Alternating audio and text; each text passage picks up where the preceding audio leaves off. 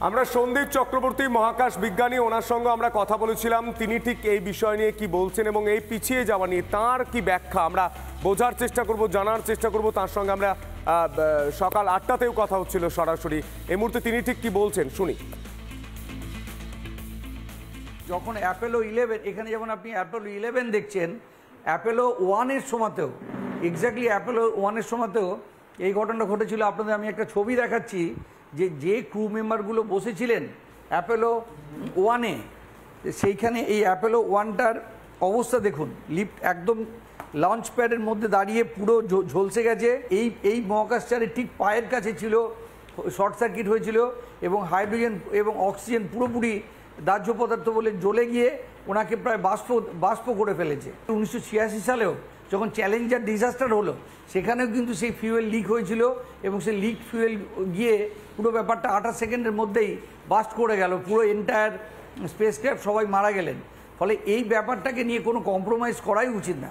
এবং এটা যে কতখানি সিরিয়াস সেটা আপনি বুঝতে পারছেন যে নাসা কিন্তু কোনো নতুন ডেট দেয়নি। নাসা অ্যাক্সিওম নতুন কোনো ডেট দেয়নি।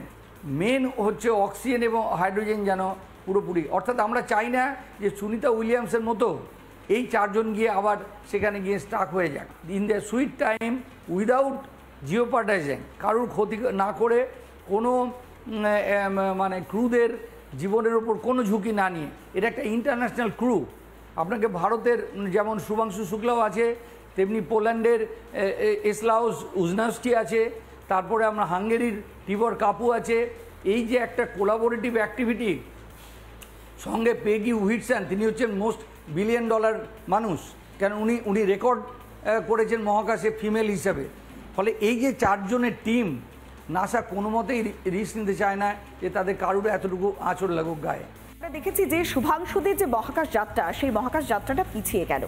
বিশেষ করে আবহাওয়াটা সব থেকে বড় ফ্যাক্টর। কিছুক্ষণ আগেও মহাকাশ বিজ্ঞানী বেশ সুন্দরভাবে বিশ্লেষণ করে বোঝাচ্ছিলেন যে সময়টা বড় ফ্যাক্টর, যে প্যারামিটারগুলো রয়েছে, আবহাওয়াগুলো রয়েছে এবং উইন্ডো, বেশ কিছু ফ্যাক্টরের পাশাপাশি এখন প্রশ্ন যে কি কারণের জন্য মহাকাশ যাত্রাটা পিছিয়ে গেল। মূলত যে ফলকন 9 রকেট, অর্থাৎ যেটার মাধ্যমে শুভাংশুরা যেতেন আন্তর্জাতিক যে স্পেস স্টেশনে, সেখানেই যান্ত্রিক ত্রুটি দেখা গিয়েছে এবং একই সঙ্গে যে উৎক্ষেপক, সেখানে অক্সিজেন লিকেজ, আর সেই কারণেই আপাতত স্থগিত রাখা হয়েছে মিশন আকাশগঙ্গা। ত্রুটি অবিলম্বে মেরামতি করা হবে। তবে এই ত্রুটিটা যে নজরে পড়েছে সেটা সব থেকে বড় বিষয়। আর এই ত্রুটি মেরামতির পর নতুন তারিখ কিন্তু ঘোষণা করা হবে, এমনটা কিন্তু ইসরোর পক্ষ থেকে এক্স হ্যান্ডেলে স্পষ্ট জানিয়ে দেওয়া হচ্ছে। সেখানকার চেয়ারম্যান ভি নারায়ণন, তিনি এক্স হ্যান্ডেলে জানিয়ে দিয়েছেন নতুন যে দিনক্ষণ খুব শীঘ্রই ঘোষণা করা হবে। নানা ধরনের কন্টেন্ট দেখার জন্য লাইক করুন, শেয়ার করুন আমাদের ফেসবুক পেজ, সাবস্ক্রাইব করুন আমাদের ইউটিউব চ্যানেল।